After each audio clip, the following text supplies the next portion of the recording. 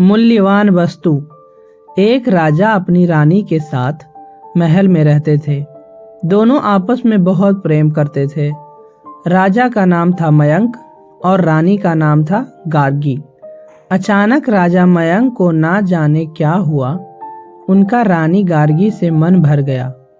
हुआ यह कि एक दिन उनके दरबार में एक ज्योतिषी आए। ज्योतिषी ने बताया कि रानी गार्गी के ग्रह राजा के ग्रहों से भी ज्यादा अच्छे हैं। उन्होंने यह भी कहा कि हो सकता है कि कुछ वर्षों के बाद शासन रानी संभालने लगे। राजा को यह बात बिल्कुल भी अच्छी नहीं लगी। उसी दिन से वे रानी से ईर्ष्या करने लगे। एक दिन तो उन्हें इतना गुस्सा आया कि उन्होंने रानी को तुरंत महल छोड़कर जाने को कहा। वे रानी से बोले, हम चाहते हैं कि आप तुरंत यह राजमहल छोड़कर अपने माता पिता के घर चली जाएं। रानी यह बात सुनकर बहुत दुखी हुई। उनको रोता हुआ देखकर राजा बोले, आपको यह महल और इसकी सुख सुविधाएं को छोड़ने में तकलीफ होगी। आप चाहे तो अपनी सबसे प्यारी और मूल्यवान वस्तु अपने साथ ले जा सकती हैं।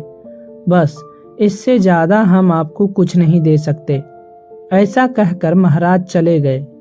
रात को महाराज रानी से कुछ भी बोले बिना अपने कक्ष में जाकर सो गए। सुबह जब उनकी नींद खुली तो वे समझ नहीं पाए कि वे कहाँ हैं। चारों ओर देखने पर उन्हें बस इतना ही समझ में आया कि यह उनका महल नहीं था। उनको बहुत आश्चर्य हुआ। तभी रानी वहां आई। रानी को फिर से अपने सामने देखकर वे क्रोधित हो गए और बोले, यह हम कहाँ हैं? हम यहाँ कैसे आए और आप यहाँ क्या कर रही हैं? रानी ने मुस्कुरा कर उत्तर दिया, महाराज, यह मेरे माता पिता का घर है। आपके आदेश के अनुसार ही मैं यहाँ आई हूँ। आप ही ने कहा था ना महाराज कि अपनी सबसे प्यारी और मूल्यवान वस्तु को मैं अपने साथ यहाँ ला सकती हूँ। मैंने वही किया। मेरी सबसे प्यारी और मूल्यवान वस्तु आप ही तो हैं।